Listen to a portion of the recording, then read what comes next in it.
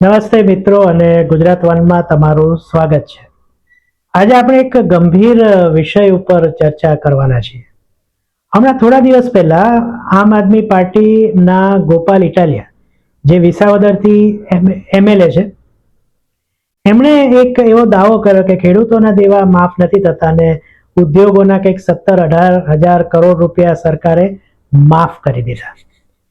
હવે પહેલી નજરે, કારણ કે આ એક લોકપ્રિય વાત હતી એટલે લોકોમાં આ વાત ગમી જાય, લોકો આને સ્વીકારી લે એ શક્ય છે। પરંતુ અહીંયા વસ્તુ એવી બની કે ગોપાલ ઇટાલિયાએ વેવ ઓફ અને રાઇટ ઓફ આ બંને વચ્ચેનો ફરક સમજ્યા વિના આ નિવેદન કદાચ આપી દીધું છે। કદાચ એ વિપક્ષના નેતા છે એટલે એમને આ સૂટ થતું હશે એટલે આ કર્યું છે। પણ આજે આપણે જાણીએ કે શું સરકારે બધા જ ઉદ્યોગપતિઓના દેવા માફ કરી દીધા છે? તો એનો પહેલો જવાબ છે ના।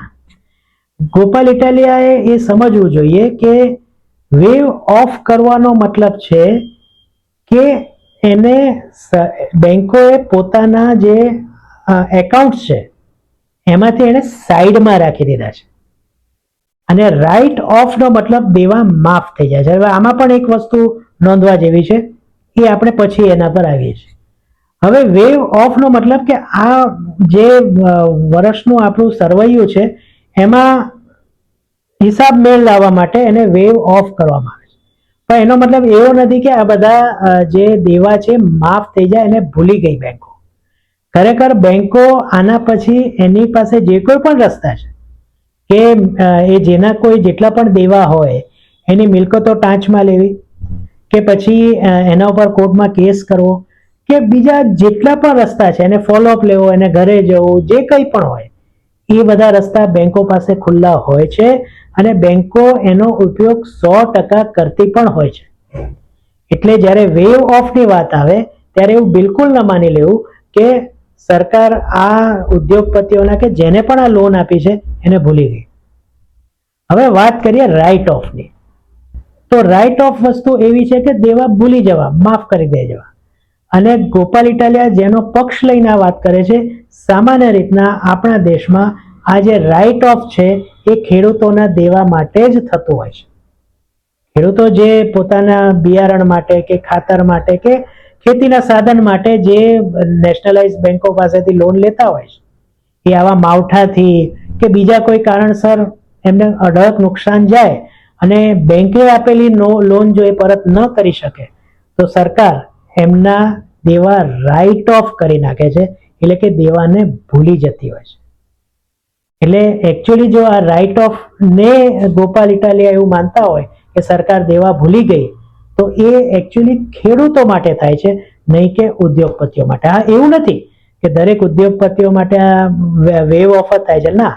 અમુક સંજોગોમાં જ્યારે કોઈ પણ રસ્તો બચ્યો ન હોય, કોઈ પણ વસ્તુ ટાંચમાં લેવા એવી ન હોય કે કશું પણ કારણ હોય, તો સરકાર કદાચ એને રાઇટ ઓફ કરી શકતી હોય છે, પણ એ બહુ રેર કેસમાં અને સૌથી છેલ્લા પગલા તરીકે। એટલે આ બે વસ્તુ વચ્ચે આપણે એટલે કે જનતાએ આ વસ્તુ ધ્યાન રાખવાની જરૂર છે।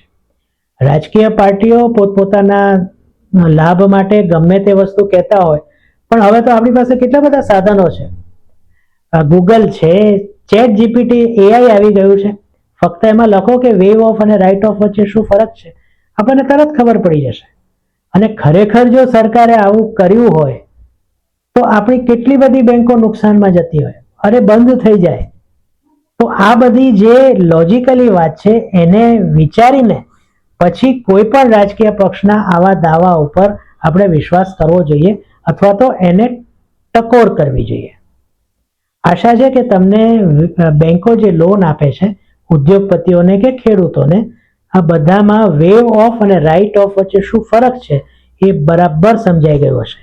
અને આમની પાછળ આમ આદમી પાર્ટીના વિસાવદરથી ચૂંટાયેલા એમએલએ ગોપાલ ઇટાલિયા અને એમના પક્ષ શું કામ આ કરી રહ્યું છે એનું કારણ પણ સમજાઈ ગયું હશે। ગુજરાત વન સાથે જોડાયેલા રહેવા બદલ આભાર। આ વિડીયો ગમ્યો હોય તો એને જરૂર શેર કરજો, લાઈક કરજો અને ચેનલ સબસ્ક્રાઇબ કરવાનું ભૂલતા નહીં, કારણ કે ગુજરાત વન ઉપર ગુજરાતને લગતા અને બીજા દેશ અને દુનિયાને લગતા આવા જ વિશ્લેષણો કાયમ આવતા રહેશે. ફરીથી મળીએ, ત્યાં સુધી જય જય ગરવી ગુજરાત.